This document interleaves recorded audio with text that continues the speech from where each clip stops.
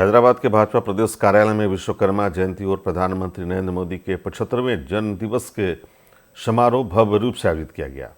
Bhajpa OBC मोर्चा और Vishwakarma cell की ओर से हवन कार्यक्रम की गई और इस अवसर पर तेलंगाना राष्ट्र भारतीय जनता पार्टी अध्यक्ष एन रामचंद्र राव ने भाग लेकर मीडिया से कहा कि मोदी के जन्मदिन पर भाजपा युवा मोर्चा की ओर से रक्तदान शिविर का भी आयोजन किया गया। उन्होंने कहा कि विश्वकर्मा को ईश्वर के आर्किटेक्ट माना जाता है और मोदी को विकसित भारत के आर्किटेक्ट के रूप में वर्णन किया जा सकता है।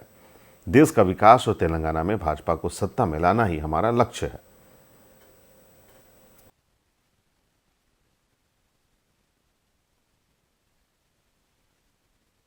ఆఫ్ గాడ్ అంటాం మనం ఇంగ్లీష్లో.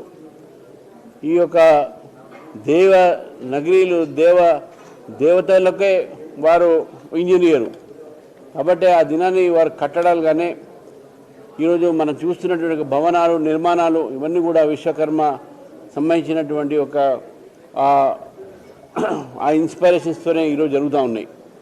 మరి విశ్వకర్మల వారిని గుర్తించి శ్రీ నరేంద్ర మోదీ గారు 18 కులాలను దీంట్లో జోడించి ప్రతి ఒక్కరికి కూడా ఈరోజు ఆర్థిక సహాయాన్ని వారి యొక్క కులవృత్తులు పెంపొందించాలి, కులవృత్తుల్లో వాళ్ళు ముందుకు తీసుకుపోవాలి అనే ఆలోచనతో ఈ విశ్వకర్మ కౌశల్ యోజన అని పెట్టడం జరిగింది.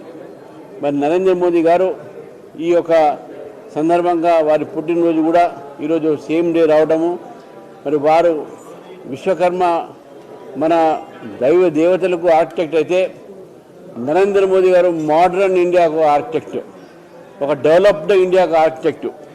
కాబట్టి రెండు కూడా ఈ ఇద్దరు మహానుభావులు ఇదే రోజు వారి యొక్క జన్మదినం జరుపుకోవటం అనేది